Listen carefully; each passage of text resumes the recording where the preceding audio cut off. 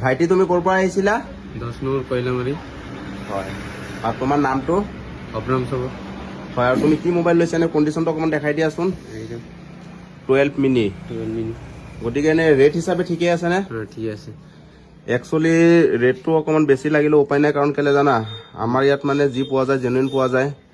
গতিকে তুমি share follow' কৰি আহিছা, সেইটো কাৰণে বেক কভাৰ টেম্পাৰ কেবল এইকেইটা গিফ্ট আহি গৈছে। লগতে আৰু এটা কথা কৈ দিওঁ, এতিয়া মই তোমাক যদি এটা এডাপ্টাৰ লগতো গিফ্ট কৰি দিলোঁ হয়, তুমি বহুত ছেটিছফাই হৈ গ'লা হয় চাগে, বহুত ভাল পালা হয়, হয়নে নহয়? ফ্ৰীকে পাই গ'লা হয় এডাপ্টাৰ এটা।